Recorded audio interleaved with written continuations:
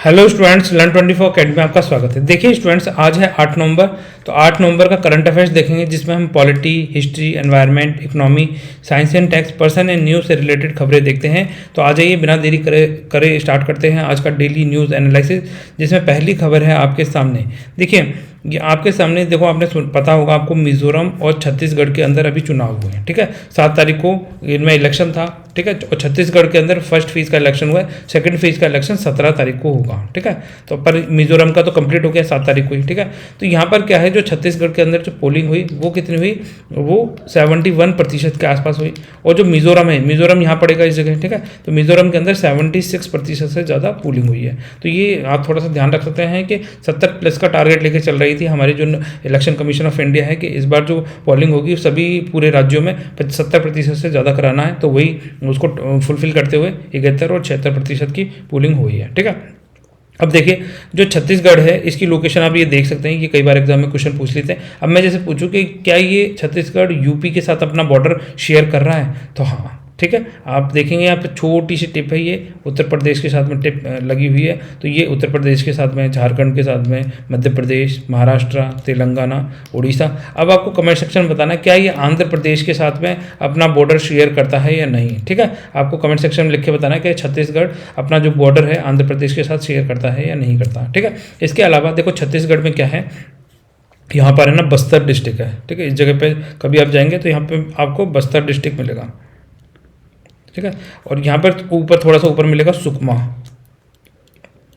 ठीक है, अब यहाँ पे क्या होता है, ये जो बस्तर और सुकमा है ना, ये नक्सल एरिया है। ठीक है, जो नक्सल एरिया होने के कारण यहाँ पर जो क्या होता है, जो भी गवर्नमेंट प्लान्स लेकर आती है डेवलपमेंट के, चाहे किसी भी चीज़ के, चाहे वोटिंग कराती है ना, तो यहाँ पर क्या है, ये बम ब्लास्ट करते हैं। गवर्नमेंट ऑफिशियल्स जो मिलिट्री मीन्स है उनके ऊपर क्या करते हैं, बम फोड़ते हैं, उनकी जान माल को हानि पहुँचाते हैं। साथ साथ जो मंत्री हैं, ठीक है, जो नेटिव MLAs होते हैं, MPs होते हैं, है ना, वहाँ के, और कोई वहाँ जाता है तो उनको भी क्या है, गोली या बम मारने, मतलब उनको मारने की कोशिश करते हैं ये। ठीक है, वहाँ से भगाने की कोशिश करते हैं। क्यों करते हैं, क्योंकि ये जो नक्सलिस्ट हैं ये सोचते हैं कि जो लैंड है ये इनकी सॉवरेन लैंड है। ठीक है, यहाँ पर कोई भी कानून नहीं चलना चाहिए, यहाँ पर उनका खुद का कानून चलना चाहिए। जो आदिवासी कानून बोलते हैं ना, उस तरीके का कानून ये चलाना चाहते हैं। ठीक है, ये मुख्य धारा के साथ नहीं जुड़ना चाहते, ये बिल्कुल पिछड़े लोग हैं। ठीक है, बहुत पिछड़े, बहुत बैकवर्ड आते हैं, और इनको ऐसा लगता है कि सरकार उनकी जो लैंड है, उनकी जो प्रॉपर्टी है, उनके संसाधन है, उनको एक्वायर कर लेगी। हालांकि सरकार करती भी यही है। ठीक है, जो ट्राइबल्स हैं उनके संसाधनों को एक्वायर कर लेती है, परंतु जो इस तरीके से ये मतलब अनडेमोक्रेटिक तरीके से ये जो बॉम्बार्डिंग करते हैं, मतलब हमारे जो खुद के देश के वासी हैं। ठीक है, जो अब ये जो यहाँ पे CRPF के जवान है, मान लीजिए CRPF के जो जवान हैं, ये तो क्या है, अपनी ड्यूटी करने हैं। अब इनको क्या करते हैं, ये अपने देश के लोग ही इनको मार देते हैं। ठीक है, बॉम्बार्डिंग करते हैं। तो यहाँ पर क्या है, IED। ठीक है, तो IED क्या है, इम्प्रोवाइज्ड एक्सप्लोजिव डिवाइस है। ठीक है, तो इससे क्या है, यहाँ पर ये बम ब्लास्ट करते रहते हैं। ठीक है, तो यहाँ पर क्या करा, अभी नक्सलिस्ट हैं, इन्होंने इस तरीके से, ये क्या था, जैसे मान लीजिए हमारे जो वोटिंग कराने के लिए जो CRPF के जवान गाड़ी से जा रहे थे। ठीक है, तो इन्होंने क्या करा, ये गड्ढा खोद के यहाँ पर है ना, जो आपने देखा होगा जो टैंक होते हैं उनके जो गोले होते हैं, ठीक है, उन गोलों को क्या करते हैं, इम्प्रोवाइज कर देते हैं। उसमें क्या होता है, एक डेटोनेटर जोड़ देते हैं, है ना, डेटोनेटर जोड़ देते हैं, जिससे क्या होता है, आप कहीं दूर बैठे बैठे एक बटन दबाएंगे और उससे यहाँ पर ये ब्लास्ट हो जाएगा। ठीक है, तो ये जब भी यहाँ से कोई गाड़ी जाएगी इस रोड से, तो ये उस गाड़ी, जैसे ये रोड है, मान लीजिए ये रोड सामने आपको दिख रही है, इस रोड से कहीं बीच बीच में लगा देते हैं ये, है ना। अब कौन सा उड़ाना है, जैसे ये गाड़ी जा रही है, यहाँ पे इस गाड़ी जैसे पहुँची, इन्होंने उड़ाया, मान लीजिए गाड़ी निकल के नहीं उड़ा, तो ये आगे भी लगा के रखते हैं, है ना, और जैसे यहाँ आएगी तो यहाँ उड़ा देंगे। तो ये क्या है, ये बिल्कुल टारगेट बेस्ड इस तरीके से करते ही रहते हैं। ठीक है, ये जो बम ब्लास्ट करते रहते हैं और इस तरीके से अफेक्ट करते रहते हैं, खुद के देश में ही एक तरीके से नक्सल चलाते हैं ना। टेररिस्ट नहीं बोल सकते, पर नक्सल ही बोलते हैं, इसलिए क्योंकि हमारे देश के टेररिस्ट होते हैं तो दूसरे देश के बोल देते हैं। ठीक है, आज ये आगे चलते हैं। अब देखिए, यहाँ पर दूसरी खबर है हमारे पास में, दूसरी खबर है जम्मू एंड कश्मीर से, ठीक है। तो देखिए जम्मू एंड कश्मीर का आपको डिवीज़न पता होगा, जिन लोगों को नहीं पता वो देख लिए। अब जो जम्मू कश्मीर है, अब स्टेट ना होकर ये क्या बन गया, यूनियन टेरिटरी बना दिए गए हैं, ठीक है। जम्मू एंड कश्मीर एंड लद्दाख को यूनियन टेरिटरी अलग अलग बना दिए गए हैं। अब जो ये लद्दाख येलो येलो दिख रहा है, ये पूरा लद्दाख का एरिया है, ठीक है। अगर हम यहाँ पे बात करें हिंदू की जो पॉपुलेशन है वो कितनी है, 0.24% यहाँ हिंदुओं की पॉपुलेशन है, ठीक है। 1% से भी यहाँ हिंदू, 1% से भी कम हिंदू यहाँ रहते हैं, ठीक है। ये थोड़ा ध्यान रख सकते हैं। इसके अलावा जो पिंक कलर में दिख रहा है ये कश्मीर है। यहाँ पर कितने हिंदू रहते हैं, यहाँ पे 5% से भी कम हिंदू रहते हैं कश्मीर के अंदर। और अगर हम बात करें जम्मू प्रोविंस की, तो यहाँ पर करीब करीब 37% हिंदू रहते हैं। हिंदू मेजोरिटी, अगर हम हिंदुओं की पॉपुलेशन की बात करें तो जम्मू एंड कश्मीर में आप देखेंगे हिंदुओं की पॉपुलेशन काफ़ी कम है, ठीक है। और लद्दाख में तो 1% ही है, 1% से भी कम है। कश्मीर में 5% से कम है। और अब जम्मू कश्मीर में बात करी जाए तो 37% के आसपास ही यहाँ पॉपुलेशन है। अब देखिए यहाँ पर खबर इंपॉर्टेंट क्या है कि अभी हाल ही में छत्रपति शिवाजी की महाराज जी की जो मूर्ति है उसको यहाँ पर क्या करा गया, एस्टेब्लिश किया गया, मतलब उनका इनॉग्रेशन किया गया, ठीक है। तो ये जो स्टैचू में लगाया गया, जनरली क्या होता है, आप ये सोचेंगे जैसे छत्रपति महाराज है तो इनकी स्टैचू कहाँ लगाई गई होगी, महाराष्ट्र के अंदर, ठीक है। पर महाराष्ट्र में न लगा के पाकिस्तान बॉर्डर के पास में जम्मू एंड कश्मीर में कुपवारा डिस्ट्रिक्ट के अंदर छत्रपति शिवाजी महाराज की एक मूर्ति को यहाँ पर लगाया गया है। किसने लगाया गया है, आर्मी की 41st राष्ट्रीय राइफल, ठीक है, मराठा लाइट इन्फेंट्री रेजिमेंट है, जिसके द्वारा कश्मीर डिस्ट्रिक्ट अंदर ये स्टैचू का अनवील किया गया है। ये थोड़ा सा ध्यान रख सकते हैं, ठीक है। यहाँ से कई बार इस तरीके के क्वेश्चन पूछ लेते हैं, स्टेट पब्लिक सर्विस कमीशन में भी पूछे जा सकते हैं, ठीक है। अब देखिए आ जाइए जीका वायरस, ठीक है। जीका वायरस का आपने नाम सुना होगा, काफ़ी आप सुनते होंगे जीका वायरस, ठीक है। तो जीका वायरस क्या है, एडीज एजिप्टी मॉस्किटो के द्वारा फैलता है, ठीक है। एडीज AEDES, एडीज एजिप्टी, ये याद रख सकते हैं, नाम बहुत ज़्यादा इंपॉर्टेंट है क्योंकि कई बार पूछा गया। एडीज इजिप्टी मॉस्किटो के द्वारा जीका वायरस ट्रांसमिट होता है। तो सबसे पहला जो केस था वो युगांडा, ठीक है, युगांडा में इंसानों में देखा गया था। और अफ्रीका में 1947 के अंदर मंकीज़ के अंदर देखा गया था, है ना, जो बंदर होते हैं। 1947 में कहाँ देखा गया था, बंदरों के अंदर। और युगांडा के अंदर 1952 के अंदर, 1952 में युगांडा के अंदर मनुष्य के अंदर, इंसानों के अंदर सबसे पहले जीका वायरस का केस देखा गया था। अगर हम इंडिया में बात करें, इंडिया में सबसे पहला केस कहाँ देखा गया था, केरला, ठीक है। आप ये नाम याद रख सकते हैं, केरला। इंडिया में सबसे पहले जीका वायरस का केस कहाँ देखा गया, केरला के अंदर। अगर हम दुनिया भर में बात करें जाए तो युगांडा के अंदर 1952 के अंदर ये केस देखा गया था। आ जाइए जीका वायरस के बारे में थोड़ी सी डिटेल में नॉलेज लेते हैं। अब देखिए जो जीका वायरस है उसके जो जीका वायरस जो ट्रांसमिट होता है वो किसके द्वारा होगा, एडीज एजिप्टी मॉस्किटो के द्वारा ये फैलता है, ठीक है। तो क्या जीका वायरस का हमारे पास कोई टीका है, जैसे मान लीजिए डेंगू है, चिकनगुनिया है, तो इनके टीके हमारे पास मौजूद हैं। हम इन टीकों को लगा देते हैं, जिससे क्या होता है, हमारी जो बॉडी है वो इम्यून सिस्टम डेवलप कर लेती है। पर जो जीका वायरस है इसका कोई भी टीका अभी तक डेवलप नहीं किया गया, तो ये थोड़ा सा ध्यान रख सकते हैं, ठीक है। अब हम बात करें सिम्टम्स की, तो जीका वायरस के सिम्टम्स होते हैं हेडेक, ठीक है। सबसे पहले तो आपका जो सर है उसमें आपको दर्द होगा, है ना, आपको मतलब पेन होगा, ठीक है, हेडेक होगा, सर दर्द जिसे बोला जाता है, ठीक है।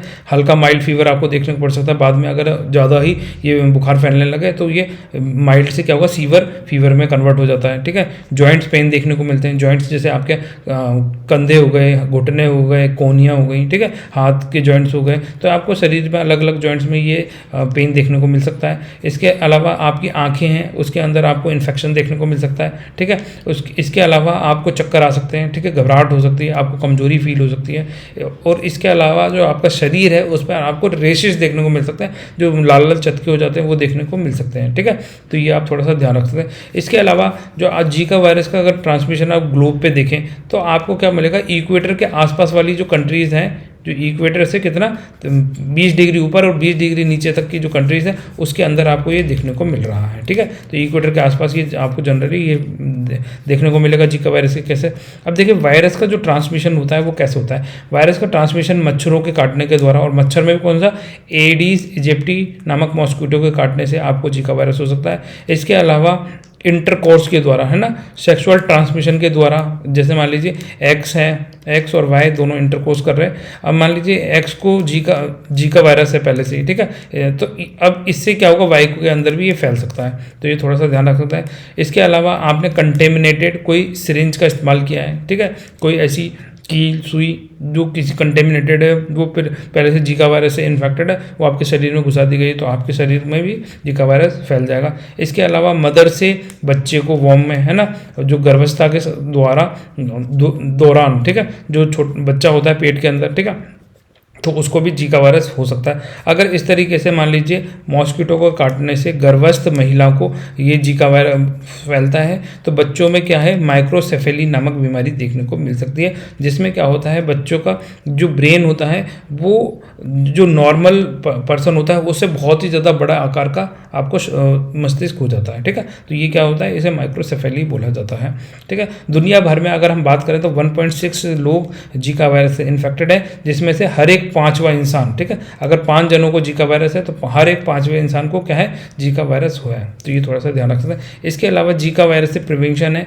कि आप, है ना, जीका वायरस से प्रिवेंट करने के लिए आप स्प्रे का इस्तेमाल कर सकते हैं, जिससे मच्छर दूर रहें। आप मच्छरदानी का इस्तेमाल कर सकते हैं, ठीक है, मच्छरों से बचाव के लिए। आप क्या कर सकते हैं, जो क्रीम आती हैं, ठीक है, मॉस्किटो को रिपील कर, मतलब मॉस्किटो को दूर रखें, मच्छरों को आपके शरीर से दूर रखें, इस तरीके की क्रीम का इस्तेमाल कर सकते हैं। आप फुल कपड़े पहन सकते हैं, फुल स्लीव्स वाले क्लोथ पहन सकते हैं, ठीक है, जिसमें आप पूरे आस्तीन की शर्ट, बुशर्ट या फिर कोई टी शर्ट पहनेंगे और फुल पैंट पहनेंगे, ठीक है, ये थोड़ा ध्यान रखें। साथ में आप इसके हाथों में ग्लव्स का इस्तेमाल कर सकते हैं, पैरों में आप सॉक्स का इस्तेमाल कर सकते हैं, ठीक है, और मफलर और कैप का इस्तेमाल कर सकते हैं, मतलब पूरे शरीर को ढक के रखेंगे तो आप क्या होगा, इन मॉस्किटो से काटने से बच सकते हैं, ठीक है। और इसके अलावा सबसे इम्पॉर्टेंट है कि आप जो अपने आसपास का जो एरिया है उसको क्लीन रखेंगे, उसको गंदगी से दूर रखेंगे, ठीक है, पानी को इकट्ठा नहीं होने देंगे तो मच्छर पनपेंगे नहीं, और जब मच्छर पनपेंगे नहीं तो आपको ये जीका वायरस भी नहीं होगा, ठीक है, ये थोड़ा सा ध्यान रख सकते हैं। इसके अलावा नेक्स्ट खबर है यहाँ पर, देखो सुप्रीम कोर्ट के जो जज हैं,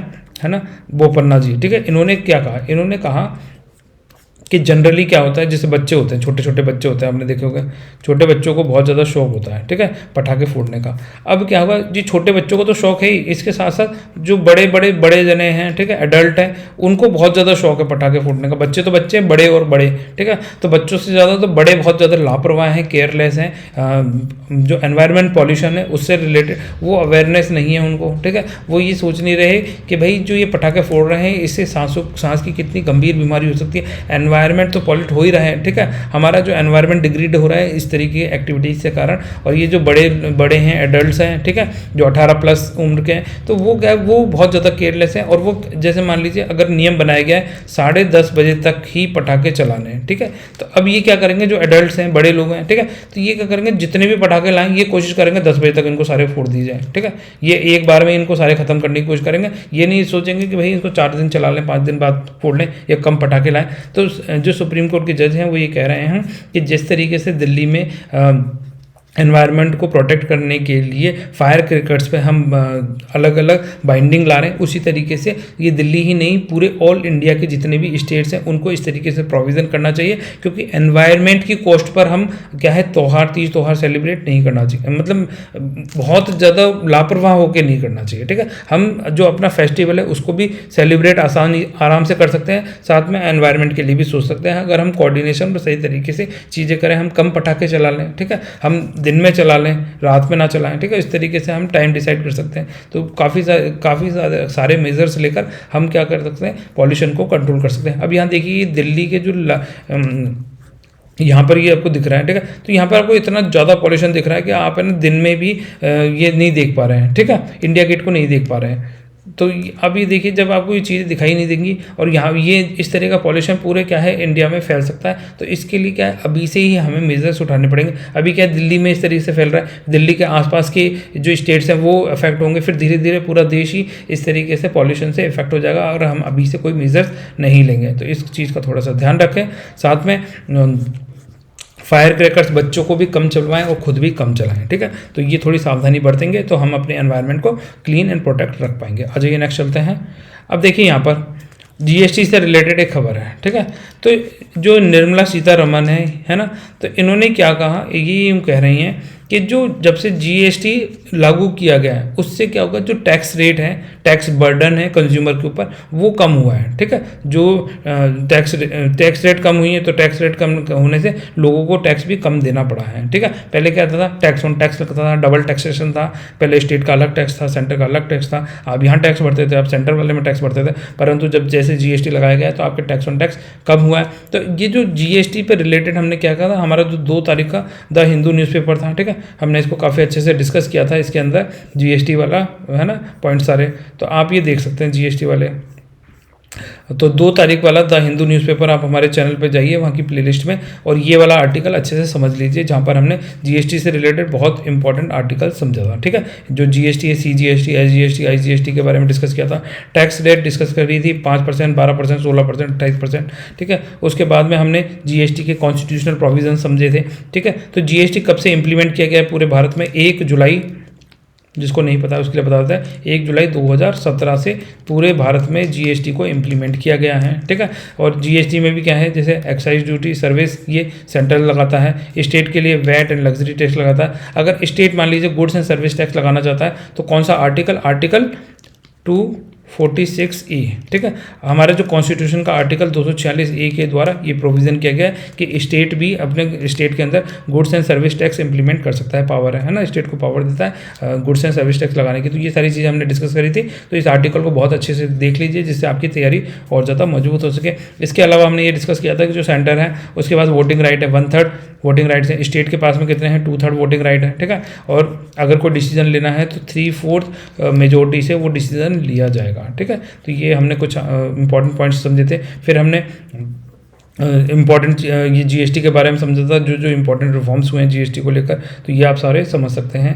ठीक है, तो ये 2 तारीख वाला न्यूज़पेपर देख लीजिए, और साथ में यहीं पर हमने ये एयर क्वालिटी इंडेक्स के बारे में भी डिस्कशन किया था कि जो एयर क्वालिटी इंडेक्स की जो रेंज है, अब ये क्या है, दिल्ली में रेगुलर आ रहा है, तो ये एयर क्वालिटी इंडेक्स से आपके आने वाले एग्जाम में क्वेश्चन पूछा जा सकता है कि जैसे 51 से 50 है मान लीजिए एयर क्वालिटी इंडेक्स, तो ये कौन सा है, ये सेटिस्फैक्ट्री है। ठीक है, यहाँ पर आप क्या है आसानी से हवा ले सकते हैं, ये इतनी ख़राब नहीं है हवा यहाँ पर अगर बात करें 401 से 500 के बीच में तो सीवर कंडीशन को रिप्रेजेंट करती है, और 450 से लेके 500 के बीच की है तो ये वेरी सीवर कंडीशन हो जाती है, सीवियर कंडीशन हो जाती है, जिसमें क्या होता है बहुत ज़्यादा कैटास्ट्रोफिक है, सांस की बीमारी हो सकती है। तो इन चीज़ों को थोड़ा ध्यान रख लें।